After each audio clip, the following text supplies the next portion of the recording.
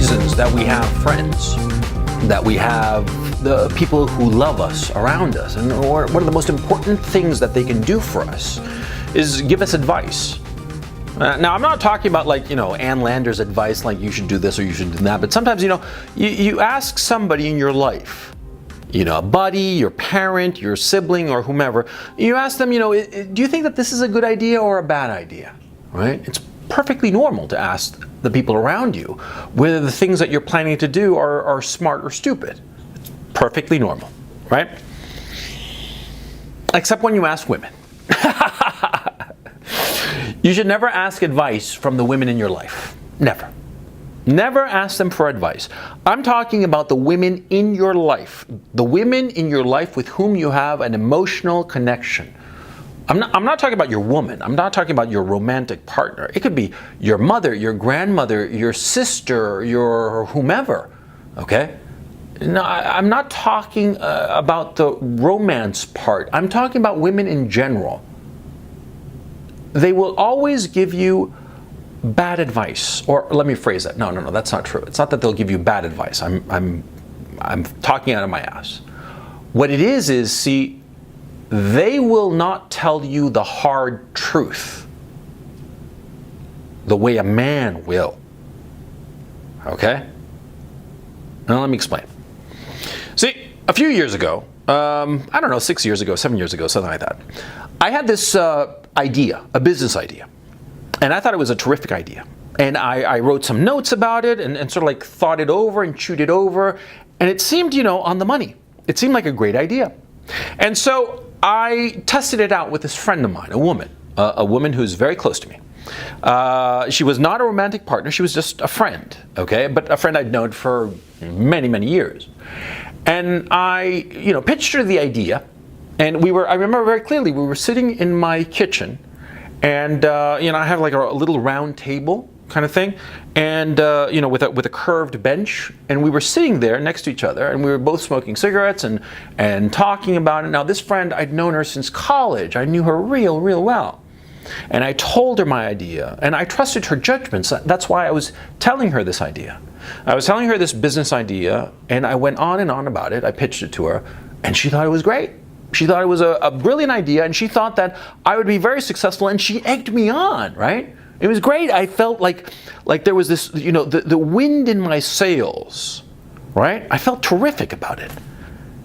And then a couple of days later, I wound up talking to another friend, but a guy.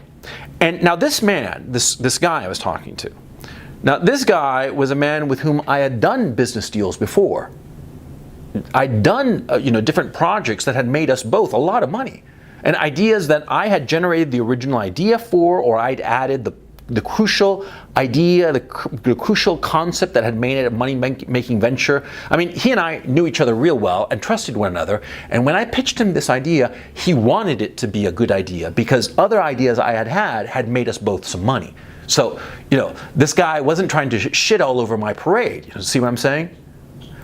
So I pitched him the idea, and he listened to me. He listened to me for a good 10, 15 minutes as I pitched it to him. And at the end he said, yeah, but I don't think it's going to work, he said. And I was like, what the fuck are you talking about? Because I'd spoken to my other friend, this woman who was my close friend, and she had thought it was a wonderful idea. I talked to her about it. So I asked this guy friend, I asked him, well, what the fuck are you talking about? It's a great idea. And he said, no, well, it's good, it's clever, it's got some points, but... And then he enumerated the flaws, just like that. This, that, and the other. And they were all valid points. And they were, in point of fact, really difficult problems to overcome in order to make this idea a viable idea. I went home, tail between my legs, because this conversation, we had it in his office, right? And I felt kind of humiliated. I felt, I'd wasted my buddy's time, and just made a little bit of a fool of myself, right? And I was feeling a little bit down in the dumps. And I walked home, because this wasn't far from where I lived, as a matter of fact. I didn't go by car. And I walked home, and as I'm walking home, I'm thinking about it. And to tell you the truth, I've always thought better when I'm walking for some reason. I'm walking home, And I start to think about the two conversations. And I realize that the woman, her name was Susan. Susan had wanted my idea to work, and she had wanted it so badly, and she wanted to make me happy that she thought it was a good idea, you know? And she went against her own best judgment in order to give me emotional support. The fact of the matter is, she'd been very successful at it because, you know, after I told her the idea, I had been just like a sailing ship with full sails. I mean, I'd felt just on top of the world. I thought, man, I got the tiger by the balls. I got the winning lottery ticket. I got it all. I got it made, right? And I talked to my buddy, and he's like, no, not really, you know? And he wasn't wrong. That's the point.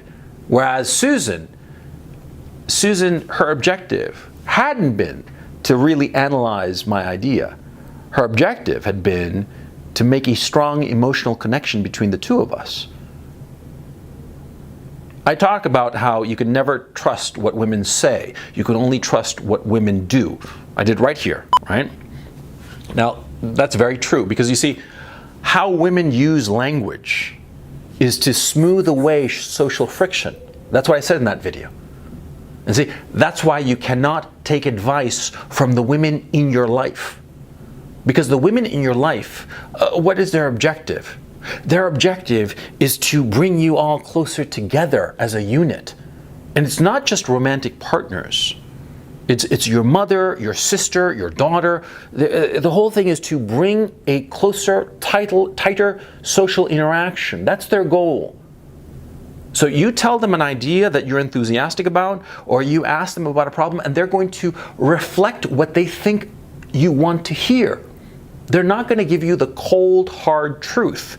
They're not going to give you advice that really matters. Now, notice, of course, I'm saying the women in your life. I'm not talking about all women. No. Because the women you meet out in the world, they're strangers to you, right? Now, you talk to a lawyer, a female lawyer, and she's going to give you great advice. No question. It has nothing to do with their sex. It has everything to do with their position in your life.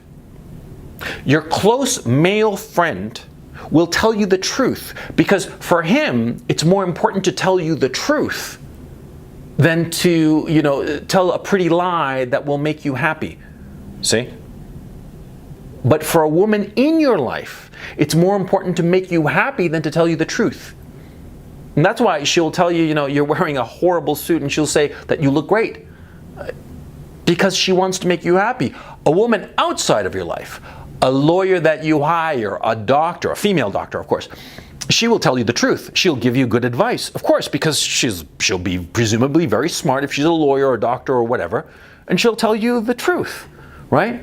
A woman who has no emotional attachment to you, who has no emotional connection to you, she'll tell you the truth. Just like any other man, any person, anybody you meet, they will tell you the truth. It's the women in your life. They're the ones who are going to, quote unquote, lie to you. And remember, it's not that they're lying to you. They don't mean you any harm. But what happens is that, see, they don't want your feelings hurt. See? That's why the women in your life will say, just act natural, just be yourself. They'll say that, which is bullshit, of course. The women in your life, the people who love you, women who adore you, you are the most important person in their life, they will tell you all kinds of lies because they don't want to hurt your feelings. You see what I mean? They will not want to tell you the truth because they will think that if they tell you the truth, you'll be hurt. Whereas your friends, your guy friends, your true friends, insofar as men are concerned, they will tell you the truth. They'll flat out say, no, that's a horrible idea. Don't do it, right?